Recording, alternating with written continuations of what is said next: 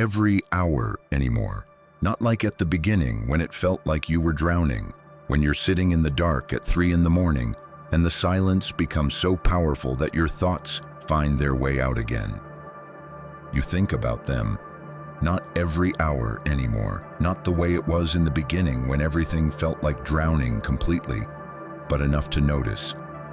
At random moments, the thoughts find their way back. A song comes on, you pass a certain place. The silence at 3 in the morning gets loud enough that they return without warning or invitation. Everyone around you has an opinion about it. Move on, they were not right for you. You deserve better, time heals everything. And you nod, because what exactly are you going to say to any of that? But here is the thing that nobody around you is actually saying. The thing that is keeping you stuck in a way that none of their advice has been able to reach or touch. It is not them you cannot let go of. You have processed the relationship. You have seen its flaws. You have made peace with the ending in all the ways that count and matter. What you actually cannot let go of, what sits heavy in your chest every time the silence gets too quiet, is not them at all. It is who you were when you were with them. The version of you that laughed differently, that wanted things, that woke up with somewhere to direct all that feeling. That version felt real, and then they quietly disappeared without you even noticing they were gone. Let me take you back, not to the relationship itself, not to the good or bad moments, but to who you actually were before any of it started and what your days felt like then.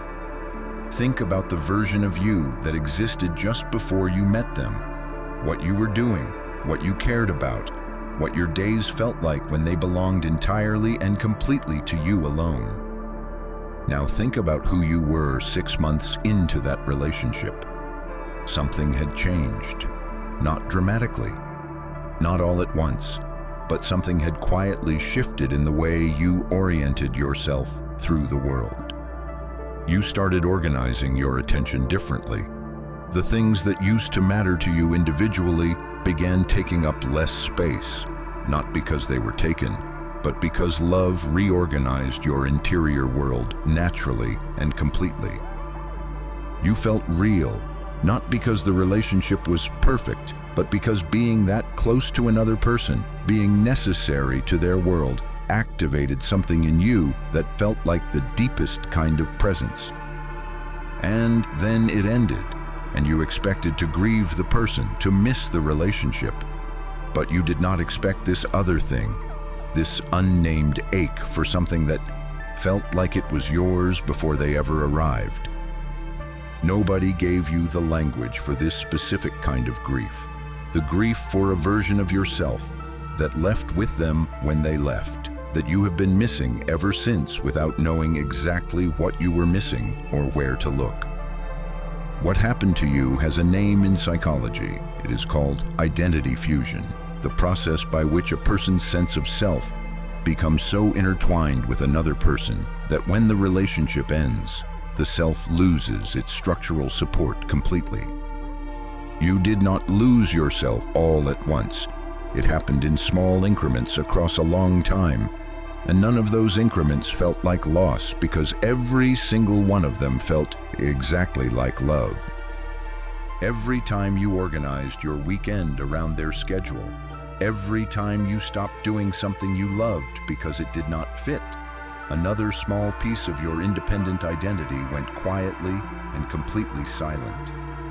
None of these things felt like loss at the time. They felt like what you do when someone matters to you, like what love looks like when it is working, like the natural and right adjustments of a person who cares.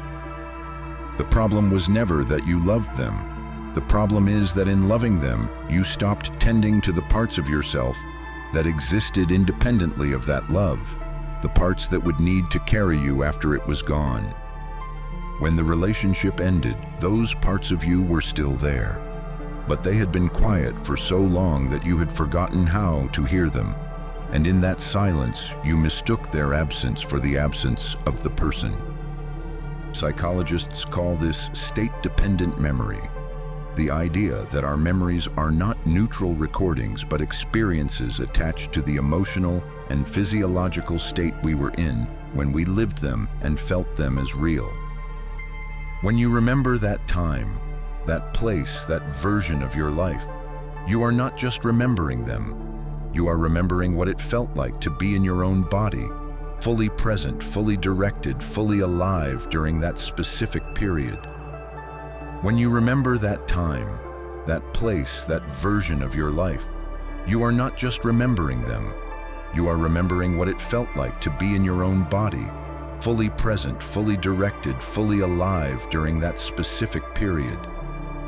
Your brain has filed all of those feelings, the aliveness, the direction, the sense of being real, under their name, under their face, because that is when those feelings were most consistently and reliably present for you.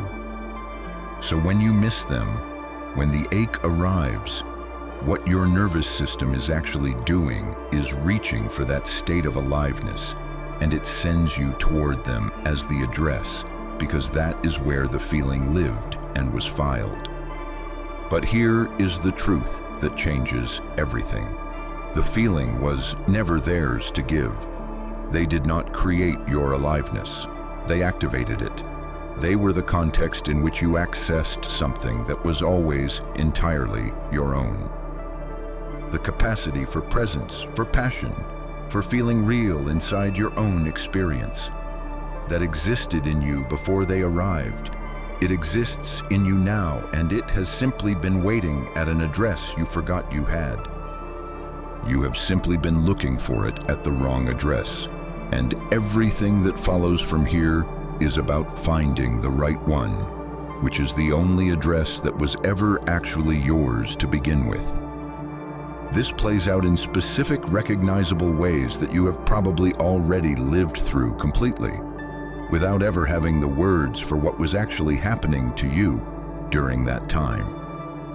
The person who was deeply creative before the relationship, who wrote or made music or built things regularly, with an easiness that felt entirely natural, who somewhere in the middle of the relationship quietly stopped doing all of it. Not because they were told to stop, not because the relationship demanded it, but because the relationship was processing their inner life for them, filling the space where the creative identity used to live and breathe. And when the relationship ended, the creative work did not come back, not because the creativity was gone, but because they had forgotten they were the kind of person who needed and used that outlet to feel like themselves. The software engineer who used to come home still thinking about the problem, who closed the laptop after the relationship ended and felt nothing, not relief, not satisfaction, not even the desire for relief, just absence filling absence. The project manager who has delivered every project on time, who sits in the retrospective and produces a smile that reaches all the correct facial muscles and feels absolutely nothing behind it. Fine is the only setting still running. Each of these people would tell you they are fine, and each of them would mean it, because by stage 3, fine is not a lie. It is the only emotional register that is still available and still running. Here is what changes everything about how you understand this. And here is the part that most conversations about loss, about grief, about missing people never actually get to or name directly. You are not going to feel better by focusing on them, not by processing the relationship more thoroughly, not by understanding why it ended, not by any amount of additional analysis of what happened between the two of you. Because the thing you were looking for was never in the relationship. It was in you, before the relationship, during it, and it is in you right now, quieter than you would like, but absolutely present and waiting. The reason you cannot move forward is not that you have not let go of them. It is that you have not gone back for yourself, the version of you that you left behind somewhere in that time and never retrieved. You have been moving forward without them, the self you left behind. And you have been wondering why forward does not feel like anywhere in particular. That is exactly why. That is the complete answer. You are not haunted by them. You are haunted by yourself, by the version of you that went quiet in that time and has been waiting without language for you to come back and find them where you left them. And that, unlike the grief you have been carrying, can actually begin to change today if you are willing to understand what going back for yourself actually means and what it requires from you practically. So what do you actually do with this? Here are the things that matter, the ones that are practical and real and that work when you approach them with genuine honesty rather than the desire to feel better quickly. First, stop trying to process the relationship and start trying to locate yourself, not who you were with them, but who you were before them, what you cared about, what you were building, what made you feel present in your own life. Those things are data, not nostalgia, not sentimentality, but actual information about the version of yourself that has been waiting for you to remember it existed and still exists completely intact beneath everything that happened. Second, understand that when the ache comes, it is not a signal to reach backward toward them. It is a signal that you are hungry for a state of being you have not accessed in a long time, and that hunger is useful information. Third, grieve the version of yourself you lost, not just the relationship, not just the person. Give that self the same quality of mourning you have been giving to the relationship, because it deserves exactly that and more. And finally, understand that you did not lose yourself because you loved the wrong person, but because you loved the way most people are taught to love, by disappearing into it, by outsourcing your sense of being real to the presence of another human being. You are old enough now to know a different story, one where you are the primary location of your own realness, where another person can illuminate that in you, but can never be the source of it, where what you feel is yours to tend and yours to keep. Go find them, the version of you that felt alive, that felt real, that has been waiting longer than you know. They have not gone anywhere. They have simply been waiting for you to remember that they were always yours and always will be.